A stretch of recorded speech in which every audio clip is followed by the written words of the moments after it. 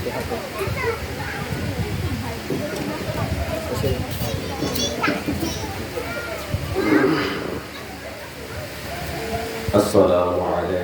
warahmatullahi wabarakatuh.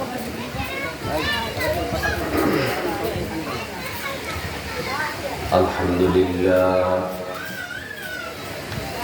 alhamdulillahi rabbil alamin, khaliqis samawati wal ardi.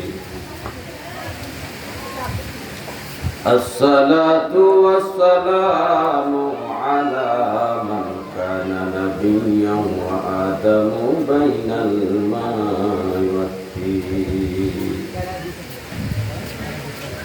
Sayyidina wa nabiyyina wa syafi'ina wa habibina wa wakilina wa kafilina wa awlina Muhammadur Rasulullah sallallahu alaihi wasallam. Qala Allah ta'ala fi kalamihil majid wal furqanil hamid. ولا تأكلوا أموالكم بينكم بالباطل وتدلوا بها إلى الحكام لتأكلوا فريقا من أموال الناس بالإثم فريقا من أموال الناس بالإثم وأنتم تعلمون. صدق الله مولانا العظيم وصدق رسوله النبي الكريم الآمين. قال النبي صلى الله عليه وسلم طلب كسب الحلال فريضة بعد الفريضة أو كما عليه الصلاة والسلام. إن الله وملائكته يصلون على النبي يا أيها الذين آمنوا صلوا عليه وسلموا تسليما. صل على حبيب خدا صل على محمد صل على حبيب خدا صل على محمد. মানব সে ফুটলরে ফুল নজির বিহি মানব সে ফুটলরে ফুল নজির বিহি ফুলের আসে দেশে দেশে ঘুরি দিনহীন। সলে আলা হাবিবে খোদা সলে আলা মুহাম্মাদিন সলে আলা হাবিবে খোদা সলে আলা মুহাম্মাদিন। প্রেম বাগানে বাজাও রে মন এশকে রবি প্রেম বাগানে বাজাও রে মন এশকে রবি। ধীরে ধীরে নূরে নুরি হইবে একদিন। সলে আলা হাবিবে খোদা সলে আলা মুহাম্মাদিন সলে আলা হাবিবে খোদা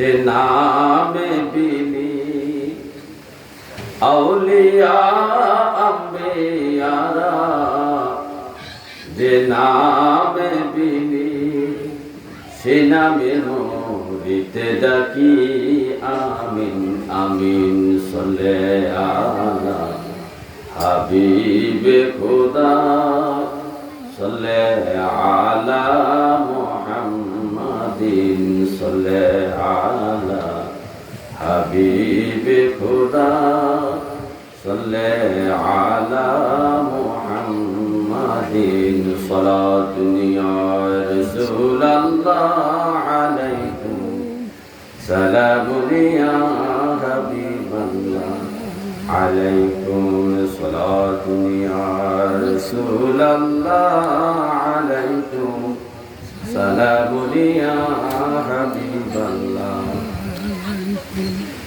সাধ্য নাই যাইতে আপনার দ্বারে,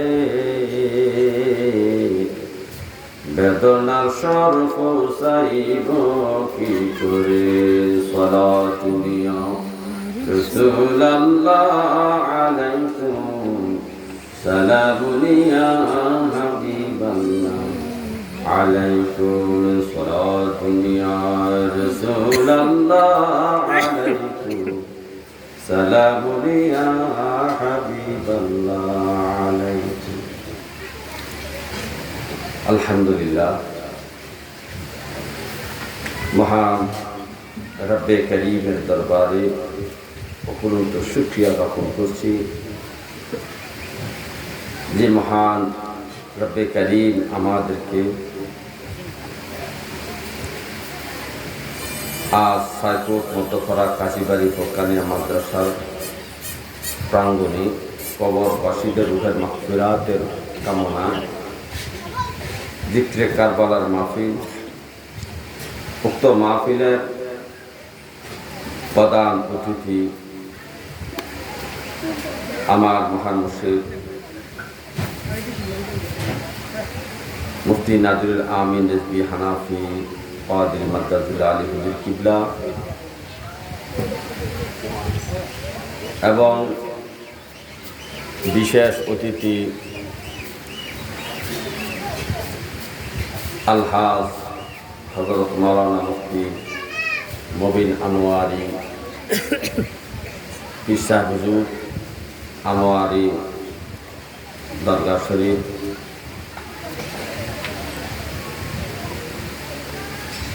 আরও বিশেষ অতিথি হিসাবে আছেন আশিক রাসূল হযরত মাওলানা হাবিবুর রহমান জাহাদি সাহেব, আরও বিশেষ অতিথি হিসাবে আছেন আপনাদের এলাকার সন্তান হযরত মাওলানা শাহ আলম সাহেব সহ দিগার কেরাম, সম্মানিত সামিন কেরাম, পর্দানিশী মা বোনেরা, সবাইকে আমি সালাম দিচ্ছি। আসসালামু আলাইকুম ওয়া রাহমাতুল্লাহি ওয়া বারাকাতুহু। সম্মানিত হাজিরিন,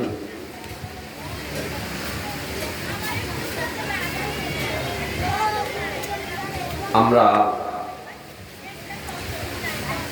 পরকালে মুক্তির জন্য, পরকালে বিনা হিসাবে জান্নাতি হওয়ার জন্য আমাদেরকে দুনিয়া থেকে যে ধরনের আমল আখলাক আমাদেরকে করতে হবে, এর মধ্যে একটা আমল হলো হালাল কামাই রুজি করা, হালাল খাওয়া, হালালভাবে ব্যবসা বাণিজ্য করা, হালালভাবে চাকরি বাকরি করা।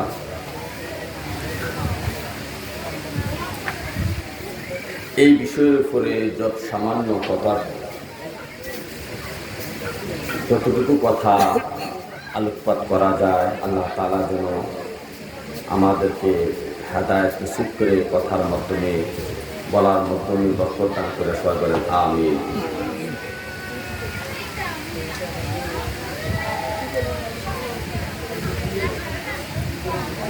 আমরা প্রত্যেকেই জানি ইসলামের 5টা বেনা আছে, স্তম্ভ। প্রত্যেকটা নারী পুরুষের জন্য 5টা স্তম্ভ সমানভাবে, কারো কারোর জন্য সমানভাবে হয়, কারো কারোর জন্য 2-1টা কম হয়। ঈমান, নামাজ, রোজা, হজ, যাকাত। কিন্তু মহিলাদের জন্য একটা স্তম্ভ, 6 নম্বর স্তম্ভ হলো, 6 নম্বর ফরজ হলো পর্দা মধ্যে থাকা। আর পুরুষের জন্য 6 নম্বর ফরজ হলো হালাল কামাই করা।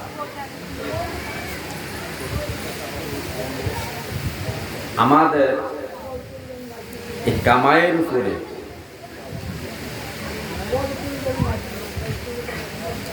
আল্লাহ তাআলা আমাদেরকে নির্দেশ করেছেন, ফাইজা কুদিয়াতিস সালাতি ফান্তাশিরু ফিল আরদ। আল্লাহ তাআলা বলছে, যখন তোমাদের নামাজ শেষ হবে তখন জমিনের মধ্যে, অর্থাৎ গ্রামে, হাটে, ক্ষেত খামারে বা যে যে জায়গায় চাকরি বাকরি করে প্রত্যেকটা জায়গা ছড়িয়ে ছিটিয়ে পড়ো রিজিকের জন্য। আবতাগু মিন ফাদলিল্লাহ, আল্লাহ ফজল অন্বেষণের জন্য, রিজিক অন্বেষণের জন্য। শুধু আমাদেরকে যে দিনটা 24 ঘন্টা ঘরে, মসজিদে, বিভিন্ন জায়গায় শুধু ইবাদত করতে হবে, করার জন্য আল্লাহ নির্দেশ করেন নাই। আল্লাহ বলেছেন, আমার সাজদার পরে, আমার ইবাদতের পরে, নামাজের পরে তোমরা হালাল কামাই রুজি করার জন্য, সংসার পরিচালনা করার জন্য, বিবি বাল বাচ্চাকে খাওয়ানোর জন্য তোমরা রিজিক অন্বেষণ করো। শুধু 1-2টা আয়াত নয়, স্বয়ং নবীদেরকেও আল্লাহ তাআলা ডাক দিয়ে বলছে হালালান তাইয়্যিবা, হালাল খাবার জন্য। তাহলে হালাল কামাই, হালাল খাদ্যের বিষয়ে কোরআনে পাকের মধ্যে আল্লাহ তাআলা অনেকগুলো আয়াত উল্লেখ করেছে। তো আজকে যে আয়াতে কারিমা আমি তেলাওয়াত করেছি, এটার উদ্দেশ্যটা একটু ভিন্ন, যেটা বর্তমান সমাজে বেশিরভাগই এই অপরাধটা হচ্ছে। একজনের সম্পদ আরেকজনে ভোগ করছে, একজনের টাকা আরেকজনে আত্মসাৎ করেছে, একজনের জমি জোর করে আরেকজনের দখল করতেছে। এবং লোকটা জানে এই জায়গাটা আমার না, আমার বাবারও ছিল না, বাবাও দাবি করে নাই, কিন্তু সন্তান এবং নাতির যুগে এসে মিথ্যা মামলা দিয়ে হয়রানি করতেছে। এই বিষয়ের উপরে আমি একটা আয়াতে কারিমা উল্লেখ করেছি। আল্লাহ তাআলা এই আয়াতের উপর আলোচনা করার তৌফিক দান করেন, আমিন।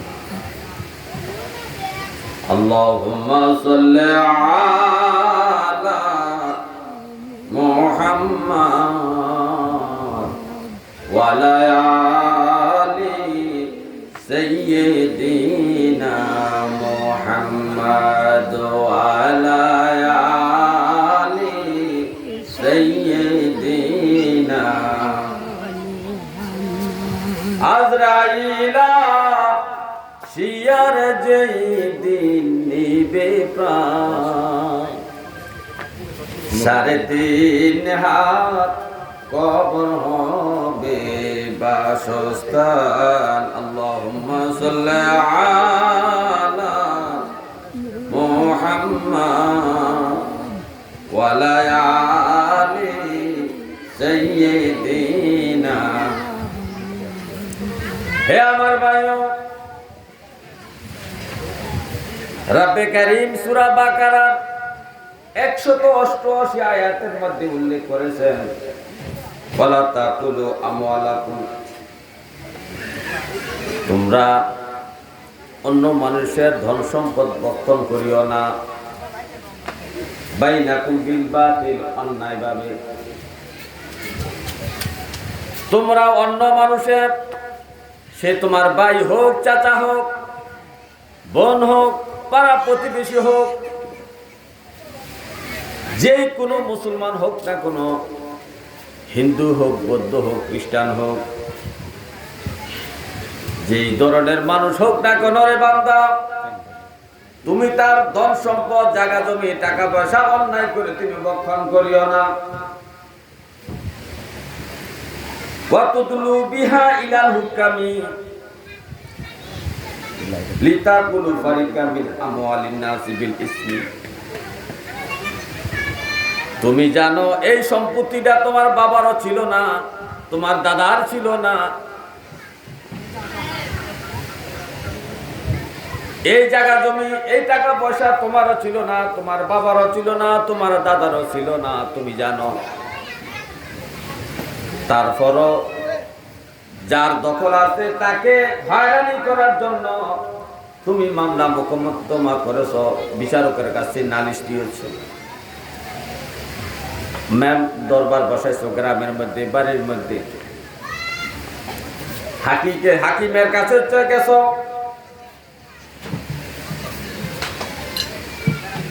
এবং ইউনিয়ন পরিষদের মধ্যে বিচার দিয়েছ, চেয়ারম্যান মেম্বারের কাছে নালিশ করেছ। অথচ তুমি জানো এই জায়গাটা আমি পাবো না, এই জায়গাটা লিগ্যাল দলিল আমার নাই, এবং এই সম্পত্তিটা আমার না, এটা আমি জানি। এই সম্পত্তিটা আমার বাবার অধীনে ছিল না, দাদার অধীনে ছিল না, সেটা আমি জানি। তারপর বিভিন্ন চাল চাতুরি করে তুমি এই সম্পত্তিটাকে জোর করে ভক্ষণ করার জন্য, দখল করার জন্য, ভোগ করার জন্য তুমি আদালতে গেছো, মেল দরবারে গেছো।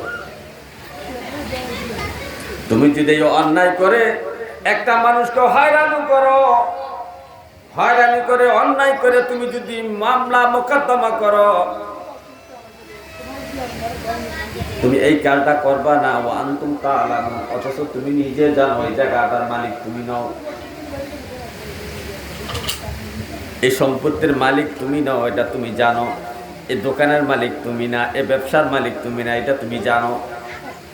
জানা সত্ত্বেও তুমি অন্যায় করে কিছু অংশ, সামান্য কিছু লাভবান হওয়ার জন্য, কারণ একটা জমি নিয়ে যখন সমাজের মধ্যে ৮-১০ জন মানুষ বসে, তখন একটা পায়সালা দেয়, আচ্ছা ঠিক আছে জমি তোর কাছে থাক, সেই জন দাবি করছে তাকে ১০ লাখ টাকা দিয়ে দে,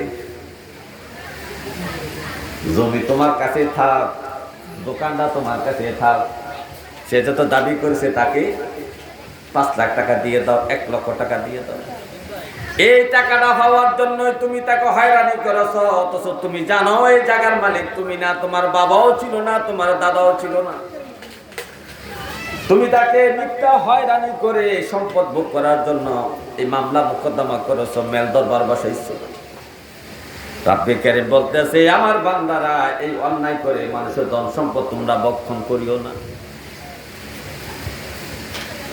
এই আয়াতটা নাজিল হওয়ার কারণ হলো মদিনা শরীফে ২ জন ব্যক্তি নবীজির কাছে বিচার দায়ের করলেন, একটা জমি নিয়ে, একটা বাগান নিয়ে। এই বাগানের মালিক এবং যিনি দাবি করতেছেন, এই উভয় পক্ষ নবীজির কাছে চলে গেলেন, তাদের আর্জি পেশ করলেন। কিন্তু যে জমিটা অরিজিনাল মালিক, সে কিন্তু কোনো প্রমাণ দেখাইতে পারতেছে না,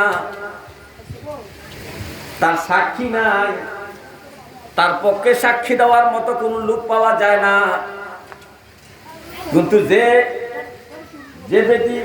যে ব্যক্তিটা বাদী হইয়া নবীদের কাছে মামলা করেছে, ওই ব্যক্তিটা খুব কথায় চালাক ছিল, চতুর ছিল, সমাজের মধ্যে একটু দাম ছিল, টাকা পয়সা ছিল। এখন নবীজির কাছে যাই আসে বিভিন্ন ভাবে ইনায়া বিনায়া কথার সল ছাত্র দিয়ে নবীকে বুঝাইতে সক্ষম হয়েছে এই জমির মালিক সে, কিন্তু অরিজিনাল ভাবে যে জমির মালিক সে কিন্তু নবীজির কাছে এইভাবে কথাটা বুঝাতে পারে না।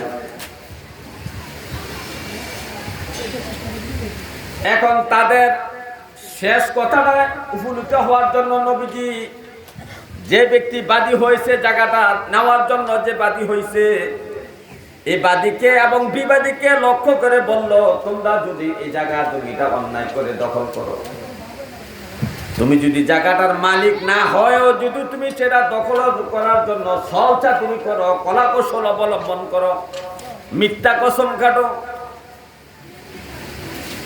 তাহলে এটার ভয়ানক শাস্তি হবে। শুধু তাই নয়, এই জমিটা যে দখল করবা এই জমির 7 স্তর পর্যন্ত হাসরের মাঠে তোমার গলার মধ্যে লটকিয়ে দেওয়া হবে। এইভাবে নবীজি যখন তাকে ভয় দেখালেন, জাহান্নামের শাস্তির ভয়, আল্লাহর আযাবের ভয় যখন দেখাইলেন, যে ব্যক্তি মামলা করেছে নবীজির কাছে জায়গাটার জন্য, সে ব্যক্তি সত্য কথা স্বীকার করেছে, ইয়া রাসূলুল্লাহ, আসলে জমির মালিকটা কিন্তু আমি না। আমি মনে করেছি এই লোকটা এই জায়গাটা দিয়া কি করবে, এই খেজুর বাগান দিয়া কি করবে, এটা যদি আমি আনতে পারি তবে সুন্দর করে বাগান সাজাইতে পারবো, অনেক গাছ লাগাইতে পারবো, ফল হবে অনেক, আমার অনেক উন্নতি হবে। এই জন্য আমি চেষ্টা করেছি, কিন্তু আমার চেষ্টাটা অন্যায় হয়ে গেছে, নবী আপনি আমাকে মাফ করে দেন।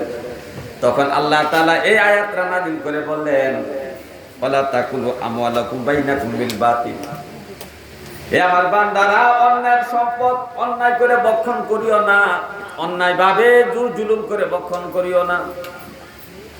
শুধু বক্ষণ করবা না এমন নয়, তুমি যদি জানো যে জায়গাটার মালিক তুমি নও, তোমার বাবাও ছিল না, তোমার দাদাও ছিল না, তাহলে অন্যায়ভাবে এই জায়গাটার জন্য মামলা করিয়া মানুষটাকে হয়রানি করিও না, আদালতে নিও না, মেল দরবারের কাজ লাগাইও না। আর যদি তুমি জানো যে জায়গার মালিক তুমি না, কিন্তু তুমি যদি মেল দরবার কিছু করতে পারো, তাহলে কিছু সুবিধা ভোগ করতে পারবা। মিল্লারা কিছু টাকা পয়সা খাইয়া বলবে যে জায়গার মালিক তুই থাক, তোর কাছে জায়গা থাক, জমি থাক, ব্যবসাটা তোর কাছে থাক, দোকানটা তোর কাছে থাক। তবে সেজন দাবি করতেছে তাকে 5 লাখ টাকা দিয়ে মাপ নিয়ে নে, অথচ তুমি জানো এই 5 লাখ টাকা তোমার জন্য হারাম। আজকে এই অবস্থায় আমাদের বর্তমান সমাজে চলতে আছে, মানুষ মানুষকে হয়রানি করতেছে, সম্পদ নিয়ে, জায়গা নিয়ে, জমি নিয়ে, বাড়ি নিয়ে, দোকানপাট নিয়ে, রাস্তার পাশে জায়গা নিয়ে, জমি জামা নিয়ে, এই সমস্ত হয়রানি চলতেছে। এভাবে অন্যায় করে হারাম ভাবে কামাই রুজি করা যাবে না। যদি সে জায়গার মালিক নাই হয়, আর মেল্লারা যে অন্যায় করে তার পক্ষে সাফাই গাইয়া 5 লক্ষ টাকা জমিওয়ালা কাছ থেকে নিয়ে গেল, এই 5 লক্ষ টাকা সম্পূর্ণ টাকাটা হারাম। এই টাকাটার দ্বারা যদি 1 বস্তা চাল কিনে, এই চালের বস্তাটাও হারাম তার জন্য, এবং এই টাকাটা তার জন্য হারাম। এই হারাম বক্ষণ করলে নবীজি বলছেন তার ইবাদত কবুল হবে না, নামাজ কবুল হবে না। এই জন্য নবীজি সতর্ক করেছেন, আমার উম্মতরা তলাবুল, তোমরা কি করো, হালাল কামাই তোমাদের জন্য ফরজ, হালাল কামাই তোমাদের জন্য ফরজ করা হয়েছে। তালাবুল কাসবিল হালালি ফারিদাতুন বাদাল ফারিদা, যে আমার উম্মতেরা তোমাদের 5টা ব্যানার পরে তোমার পুরুষের জন্য 6 নম্বর ব্যানার হলো হালাল কামাই করা। হালাল কামাই রুজি করা তোমাদের উপর ফরজ। হারাম কামাই রুজি করিয়া তোমার সংসারকে পরিচালনা করিও না, বিবি বাল বাচ্চাকে খাওয়াইও না। আপনি হারাম টাকা কামাই করে আপনার বিবিকে খাওয়াবেন, সন্তানকে খাওয়াবেন, এই সন্তান এই বিবি কিন্তু হাসর মাঠে আপনার বিরুদ্ধে মামলা করবে, আল্লাহর কাছে বলবে, রব্বে কারীম, আমরা তো বলি নাই, আমরা খিদায় কষ্ট পাচ্ছি ঠিক আছে, কিন্তু হারাম কামাই করে আমাদেরকে খাওয়ানোর জন্য আমরা বলি নাই, আমরা এই কথা আপনাকে বলি নাই। আপনি সন্তান বলবে, বাবা আপনি হারাম পথে টাকা পয়সা কামাই করে আমাদেরকে বাড়ি গাড়ি বানানোর জন্য আপনাকে আমরা বলি নাই, হারাম পথে কামাই করে আমাদেরকে লেখাপড়া করার জন্য আপনাকে বলি নাই, হারাম পন্থায় আপনি আমাদেরকে চাকরি দেওয়ার জন্য বলি নাই। সুতরাং এই পাপের দায়িত্ব আমরা নেব না, আপনার পাপ আপনার কাঁধের মধ্যে থাকবে। আপনার পাপ আপনাকে বহন করতে হবে। এই জন্য আমাদেরকে সাবধান হতে হবে। এই আমাদের ব্যবসা বাণিজ্য, কামাই রুজি, প্রত্যেকটা ব্যবসা বাণিজ্য এবং কামাই রুজি, চাকরি বাকরির একটা বিধান আছে ফতুয়ার কিতাবে। প্রত্যেকটা ফতুয়ার কিতাবে একটা অধ্যায় আছে যে কিভাবে ব্যবসা করলে হালাল হবে, কিভাবে ব্যবসা করলে হারাম হবে, কিভাবে চাকরি করলে হালাল চাকরি হবে, বেতন খাওয়া হালাল হবে, কিভাবে চাকরি করলে বেতন খাওয়া হারাম হবে, সব কিছু বিধিবিধান ফিকহের কিতাবের মধ্যে উল্লেখ আছে। কিন্তু আমার বাংলাদেশের শতকরা ৮০ থেকে ৮৫% মুসলমান ব্যবসা বাণিজ্য করে, চাকরি বাকরি করে, তার চাকরির বিষয়ে মাসলা মাসাইল জানে না, ব্যবসার বিষয়ে মাসলা মাসাইল জানে না। ব্যবসার বিষয় কি? অথচ সামান্য একটু অন্যায়ের কারণে আমার ব্যবসা ইনকামটা হারাম হয়ে যায়।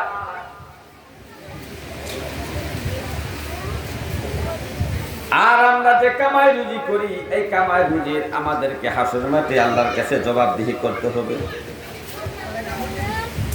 কবরের মধ্যে ৩টা প্রশ্ন করবে, আপনারা সবাই জানেন।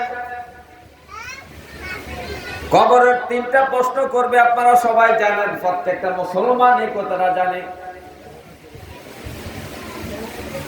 কোন ফেরেশতায় প্রশ্ন করবে তাও জানে।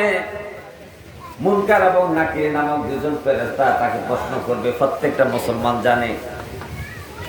নারী থেকে পুরুষ পর্যন্ত সবার কিন্তু নাম মুখস্থ হয়েছে। মুনকার নাকির ৩টা প্রশ্ন করবে, কিন্তু অনেক মুসলমান জানে না হাসরের মাঠে স্বয়ং আমার আল্লাহ 5টা প্রশ্ন করবে প্রত্যেকটা নারী পুরুষকে।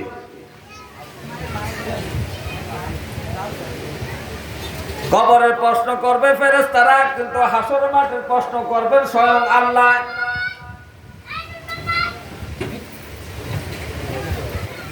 হাসর মাঠে আপনাকে 5টা প্রশ্ন করা হবে। নবীজি বলেন লা তাজুলা কাদামা ইবনে আদম, হাসর মাঠে আদম সন্তান পাও নাড়াতে পারবে না। যে জায়গায় দাঁড়াইছে সে জায়গায় দাঁড়ায় থাকতে হবে। হাত্তা ইউসআলা আন খামসিন, যতক্ষণ পর্যন্ত না 5টা প্রশ্নের উত্তর দিতে পারবে, যতক্ষণ পর্যন্ত না হাসরবাসী 5টা প্রশ্নের, প্রত্যেকটা মানুষ, প্রত্যেকটা নারী, প্রত্যেকটা পুরুষ আল্লাহ 5টা প্রশ্ন করবেন। 5টা প্রশ্নের উত্তর দেওয়ার আগ পর্যন্ত পাও নাড়াচাড়া করতে পারবে না। নবীজি বলছেন 1 নাম্বার প্রশ্ন হলো উমুরিহি ফিমা আফনাহু, এই যে তুমি 60 বছর জিন্দেগি করছো, জন্ম থেকে মৃত্যু পর্যন্ত 60 বছর তুমি জীবিত ছিলা। 50 বছর 4 মাস 3 দিন তুমি দুনিয়াতে জীবিত ছিলা। 40 বছর 4 মাস তুমি সাইকোটের জমিনে জীবিত ছিলা। এই 40 বছর 4 মাস সময় তুমি কি কাজ করেছো, কিভাবে সময়টা কাটাইছো, কিভাবে তোমার জীবনটা কাটাইছো, হিসাব দাও। 2 নাম্বার প্রশ্ন আল্লাহ করবেন ওয়া আন শাবাবিহি ফিমা আফলাউ, এরে আমার বান্দা, এরে আমার বান্দি, যৌবনকাল তুমি কিভাবে কাটাইছো, যৌবনকালের একটু হিসাব দাও। যৌবনকালের একটু হিসাব দাও। 3 নাম্বার প্রশ্ন হলো ওয়া আন মালিহি মিন আইনা ইকতাসাবাহু ওয়া ফিমা আনফাকাহু। 4 নাম্বার প্রশ্ন 3 নাম্বার প্রশ্ন হলো ওয়া আন মালিহি মিন আইনা ইকতাসাবাহু, তোমার ধন সম্পদ, এই জায়গা জমি, এই মার্কেট, এই বিল্ডিং, এই যে জায়গা জমি, টাকা পয়সা, এই যে বাড়ি গাড়ি তুমি করছো, কিভাবে এগুলা করছো একটু হিসাব দাও। কোন পথে কামাই করেছো, হালাল ভাবে করেছো না হারাম ভাবে কামাই করেছো, হিসাব দাও। এই যে তুমি 5তলা বিল্ডিং করেছো, হিসাব দাও। এই যে তুমি টিনের বেড়া দিয়ে ঘর বানাইছো, হিসাব দাও। কিভাবে এই ঘর বানাইলা, কিভাবে জায়গা কিনলা, কিভাবে ছেলেকে চাকরি দিলা, কিভাবে সন্তানকে বিদেশ পাঠাইলা, সন্তান এতগুলা লালন পালন করলা, কিভাবে করলা, কিভাবে কামাই রুজি করছো, সবগুলার হিসাব তুমি আজকে দাও। তারপরে নবীজি বলেন 4 নাম্বার প্রশ্ন করবেন ও ফিমা আনফাকাহু, এই যে টাকা পয়সা কামাই করছো, এই টাকা পয়সাগুলা তুমি কোন কোন খাতে ব্যয় করছো, কিভাবে খরচ করছো, একটি হিসাব দাও।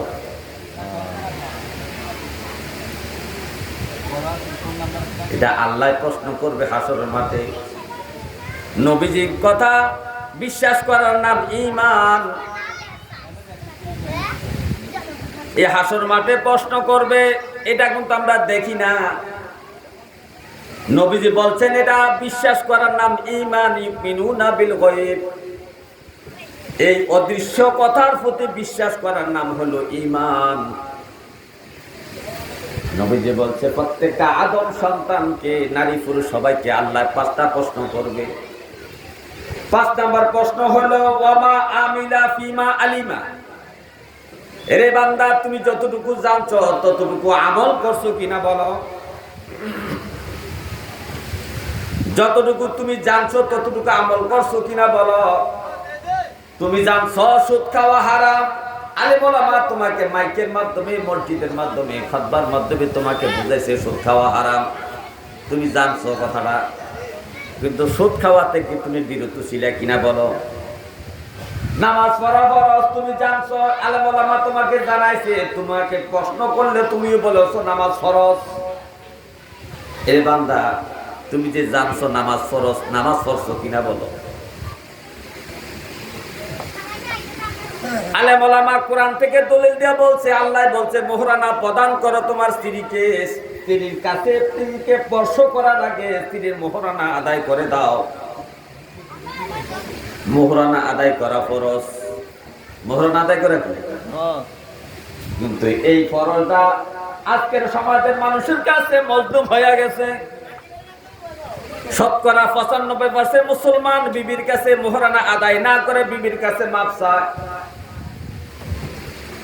অথচ এত টাকা পয়সার মালিক হওয়ার পরে 50,000, 1 লাখ টাকা, 10,000, 20,000 টাকার জন্য বিবির কাছে মাপ চায়। মুসলমানের মন এত নিচু হইল কিভাবে? অথচ আল্লাহ বলছেন তোমার স্ত্রীদের মোহরানা আদায় করে দাও। প্রত্যেকটা মানুষ জানে মোহরানা আদায় করা ফরজ, প্রত্যেকটা মানুষ জানে না। তা আল্লাহ বলবেন, হে আমার বান্দা, তুমি যে জানছো মোহরানা ফরজ আদায় করা, তুমি আদায় করছো কিনা বলো। আলেম ওলামারা বলছে ঘুষ খাওয়া হারাম। কোন কাজ করে দেওয়ার জন্য, সুপারিশের জন্য কেউ কারো টাকা দিলে, কেউ টাকা খাইলে, কেউ টাকা নিলে, টাকার বিনিময়ে কাজটা হয়ে যাবে, এই সমস্ত কর্মকাটি করা সম্পূর্ণ হারাম। এটার নাম হলো ঘুষ। তুমি জানছো ঘুষ খাওয়া হারাম আমার বান্দা, এই যে অফিস আদালতে চাকরি করো, ঘুষ খাওয়া তুমি বিরত ছিলা কিনা? জবাব দাও। এই কথাটাই নবীজি বলছেন যে আল্লাহ বলবে আমার বান্দা, তুমি যেই কথাটা জানতা ওই জানা অনুযায়ী আমল করছো কিনা বলো। তুমি জানো রমজানের রোজা ফরজ, প্রত্যেকটা মানুষকে জিজ্ঞাসা করলে বলবেন না রমজানের রোজা কি ফরজ। তুমি যে রোজাটা ফরজ জানছো, এই 30টা রোজা আদায় করছো কিনা? পেটের ব্যারামের উসিলায় তুমি ঘরের মধ্যে লুকিয়ে ভাত খাইছো, রোজাটা পালন করে নাই। এখন জবাব দাও, এই জানলা কেন আমল তুমি করলা না? এখানে এই হাদিসের মধ্যে মেন মকসুদ হলো এই যে কামাই রুজি, এই কামাই রুজি সম্পর্ক হাসর মাঠে আল্লাহ স্পষ্ট করবে। যেভাবে মনে চায় সেভাবে কামাই করা যাবে না। নবীজি বলছেন ওয়ান আমালিহি মিন আইনা ইকতাসাবাহু ওয়া ফিমা আনফাকাহু। আল্লাহ প্রশ্ন করবে বান্দা, এই যে টাকা পয়সা কামাই করছো, বাড়ি করছো, গাড়ি করছো, জায়গা কিনছো, মার্কেট করছো, এত সুন্দর বাড়ি করছো, টাইলস দিয়ে বাড়ি করছো রে বান্দা, এই বাড়ি গাড়ি যে করলাম, এই যে ধন সম্পদ জোড়াইলা, কামাইটা কিভাবে করছো হিসাব দাও। কামাইটা কিভাবে করছো, কোথায় তুমি টাকা পাইলা, কিভাবে তুমি টাকা অর্জন করলা, একটু হিসাব দাও। টাকাটা কি হালাল পন্থায় আনছো না হারাম পন্থায় আনছো? হালাল পন্থায় টাকাটা কামাই করছো না হারাম পন্থায় কামাই করছো, একটু হিসাব দাও।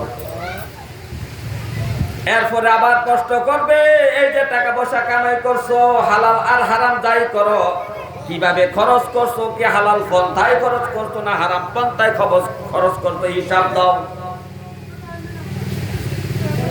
তোমার এই টাকা পয়সা যাত্রার জন্য ব্যয় করছো না গান বাদ্য প্রচারের জন্য ব্যয় করছো না অশ্লীল কাজের জন্য ব্যয় করছো, না বিলাসিতার জন্য ব্যয় করছো, না অহংকারের জন্য ব্যয় করছো। বান্দা হিসাব দাও। না মসজিদ মাদ্রাসার জন্য দান করেছো, না মাহফিলের জন্য দান করেছো, না মা বাবার সেবা ব্যয় করছো, স্ত্রীর বরণ পোষণে ব্যয় করছো, না সন্তানের লালন পালন ব্যয় করছো। এই হিসাব দাও। তারা এত বোঝা গেল হাসর মাঠও আমাদের বিপদ আছে, কামাই রুজি নিয়া। কিন্তু আজকে আমরা মুসলমান মনে করি আমার কামাই আমাই করি, আমি করব, কার কি আসে যায়। আর ভাই এত সহজ না, এত সহজ না। কামাই রুজি ইচ্ছা মতো করা যাবে না, হালাল পন্থায় কামাই করতে হবে। এই যে বেচা কিনি, এই যে যারা গৃহস্থী কাজ করেন, কৃষি কাজ, যারা গৃহস্থী আছেন, কৃষক আছেন, তাদের বিষয়েও পেকার কিতাবে মাসলা আছে, আপনি কিভাবে মাল বিক্রি করতে হবে। আপনি ধরেন এক খাড়ি টমেটো নিয়ে বাজারে, চান্দিনা বাজারে গেছেন বিক্রি করার জন্য। এক খাড়ি টমেটো নিয়ে বাজারে গেছেন বিক্রি করার জন্য। কিন্তু আপনি ভালো ভালো টমেটো গুলা উপর দিয়ে দিয়েছেন, কিন্তু ছোট টমেটো, পচা টমেটো, ফাটা টমেটো, ছিদ্রওয়ালা টমেটো গুলা খাড়ির নিচে দিয়েছেন। আপনার বাড়ির থেকে দাঁড়ানো হয়েছে, উপরের টমেটোটা দেখে সে ভালো টমেটো মনে করে পুরা টমেটো একসাথে কিনে নিবে। এবং কেনার সময় ডালতে গেলে তুরুজের মধ্যে, অর্থাৎ টমেটো বিরাট এক স্থান, তুফের মধ্যে ডালতে গেলে আর বোঝা যাবে না কোনটা খারাপ কোনটা মন্দ। আপনি এই চিন্তা করে ভালো টমেটো গুলো উপরে দিয়েছেন। আপনি বলেন তো এটা কি ধোঁকাবাজি নয়? আচ্ছা, আপনি যদি বলেন না এটা ধোঁকা নয়, এটা আমি এমনি করেছি, এখন আমি কষ্ট করে টমেটো যিনি কিনছেন তিনি আপনাকে মোট করে টাকা দিচ্ছেন, বাড়িতে আইনা দেখেন টাকাগুলার মধ্যে ৩-৪টা জাল নোট অথবা সিরা পাড়া আছে, তখন আপনার থেকে কেমন লাগবে? তখন আপনি গালি দিবেন, সে ধোঁকাবাজ, আমাকে সিরা টাকাগুলা দিল, জাল নোট দিল। তাহলে আপনি যদি তারে টাকা দেওয়াটাকে ধোঁকাবাজি, জাল মনে করেন, ধোঁকাবাজি মনে করেন, তাহলে আপনি যে ভালো টমেটো ফুল দিয়া খারাপটা নিচে দিয়া বিক্রি করলেন, তাহলে আপনারটা ধোঁকাবাজি নয়, এটা কি ভালো কাজ? তাহলে এই ধোঁকাবাজি দিয়া কামাই করা হারাম। আপনার কালো বেগুন বাজারে বিক্রির জন্য নিয়েছেন, আপনি জানেন আপনার বেগুনের মধ্যে ফোকার ছিদ্র আছে, তারপরও ক্রেতাকে আপনি বলেন, যে কিনবে আপনার বেগুন তাকে বলেন ভাই বেশি ফোকা নাই, অনেক ভালো, দেখেন দেখেন, ঘুরে গেড়ে দেখাইতেছেন, অথচ ভিতরে 2-1টা কালো বেগুনের মধ্যে ফোকার খাই আছে।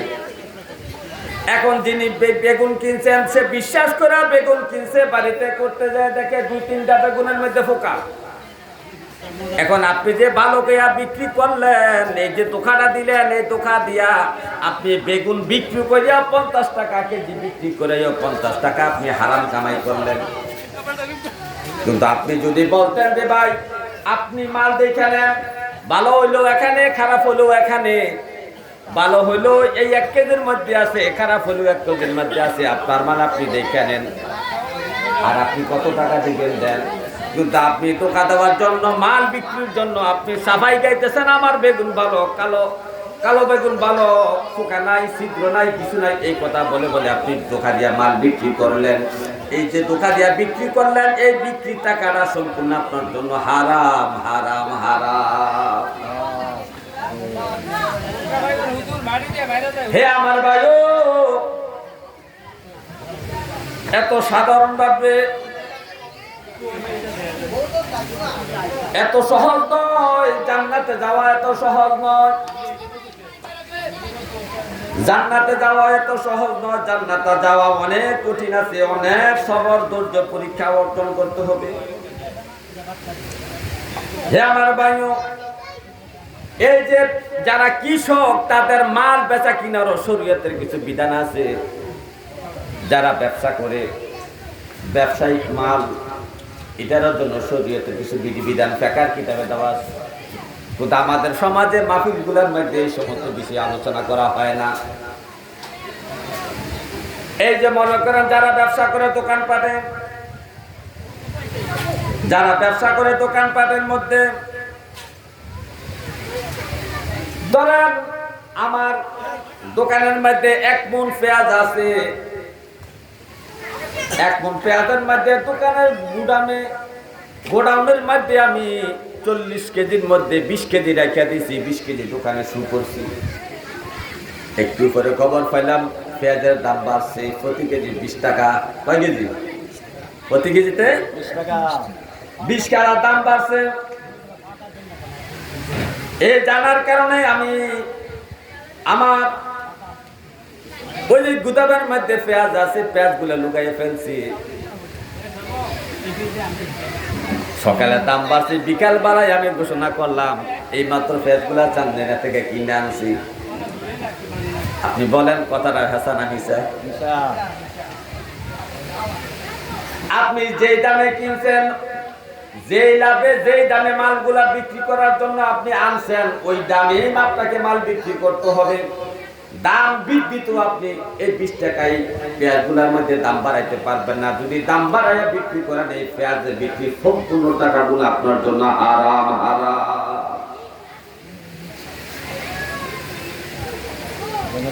এই হারাম বিক্রি, এই হারাম ভাবে কামাই করে আপনার কি লাভ হবে? আপনার উপায় হবে কি হাসরের মাঠে? এই যে আপনি এই হারাম কামাই করে আপনি নামাজ রোজা করবেন, হজ যাকাত করবেন, ভাই আপনার এই হজ যাকাত এই নামাজ কি কবুল হবে কিনা বলেন? এখন নবীজি কি বলছে দেখেন, এই যে আপনার হারাম কামাই করে হারাম খাইয়া 5 ওয়াক্ত নামাজ পড়ে নবীজি বলছেন, হে আমার উম্মত, ইন্নাল্লাহ তাইয়্যিব, আল্লাহ হলো পবিত্র, লা ইকবালুল তাইয়্যিব খাবিসা। আল্লাহ অপবিত্র জিনিস গ্রহণ করেন না, আল্লাহ পবিত্র পবিত্র জিনিস গ্রহণ করবেন।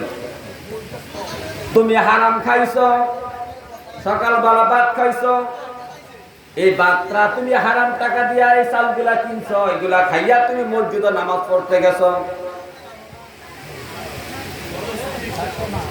তোমার পেটের খাবার হারাম, তোমার যে পোশাকটা পরছো এই পোশাকটা 10 টাকা দিয়ে কিনছো। ধরো 10 টাকার মধ্যে 1 টাকা হারাম টাকা আছে, সুদের টাকা, ঘুষের টাকা, অর্থাৎ ধোঁকাবাজি টাকা আছে। এই টাকাটা থাকার কারণে জামাত, পুরা জামাত টাকারে হারাম। তোমার পোশাকে হারাম টাকার কিনা, পেটের খাবার হারাম টাকার কিনা। তো নবীজি বলছেন যাদের পোশাক হারাম টাকার, রক্ত মাংস হইলো হারাম খাদ্যের দ্বারা পেটের মধ্যে হারাম খাদ্য ঢুকাইছ, তুমি কিয়ামত পর্যন্ত আল্লাহকে সিজদা করতে পারবা, একটা সিজদাও আমার আল্লাহ কবুল করবে না।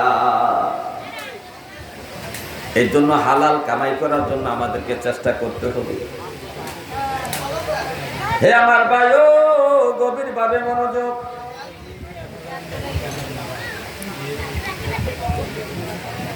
নবীজি বলেন, নবীজি বলেন, লা ইয়াদখুলুল জান্নাতা লাহমুন নাবাতা মিনা সুহুতি। এই হারাম খাদ্যের যারা যারা রক্ত, গোশত, মাংস, হাড্ডি হয়েছে, যাদের শরীরে রক্ত হয়েছে, গোশত হয়েছে, এই গোশত এবং হাড্ডি, রক্ত এগুলা জান্নাতে যাবে না। তারপরে নবীজি বলেন, ফাকুলু লাহমিন নাবাতা মিনা সুহুতি কানাতিন নারু আওলা বিহি।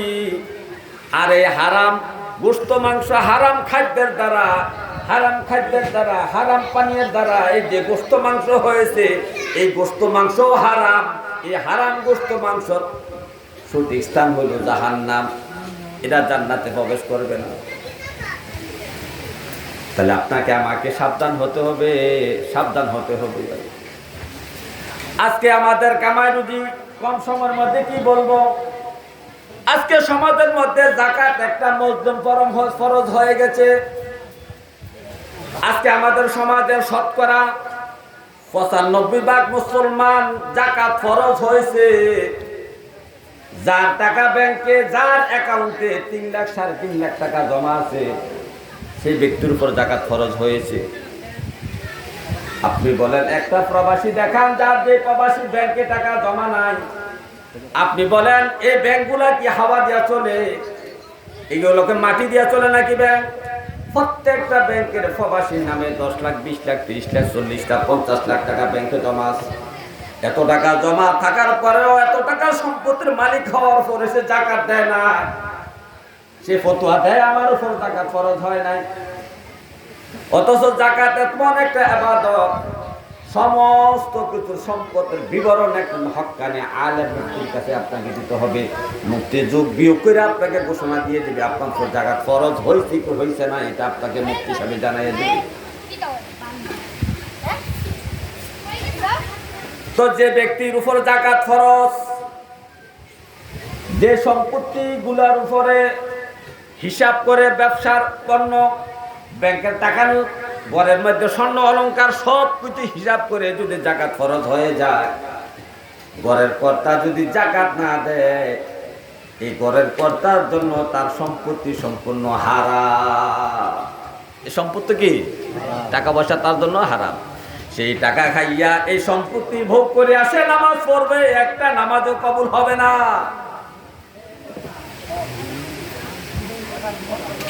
আরো কঠিন বিষয় কি দেখেন, ফিকহের কিতাবের মধ্যে আছে লা সালাতা ইল্লা বিযাকাত, লা সালাতা ইল্লা বিযাকাত। প্রত্যেকটা ফতোয়ার কিতাবের মধ্যে ফতোয়া স্বামী থেকে শুরু করিয়া ফতোয়া লিগের পর্যন্ত যতগুলা ফতোয়ার কিতাবে এই কথাটা উলামায়ে কেরাম একমত হয়েছেন। লা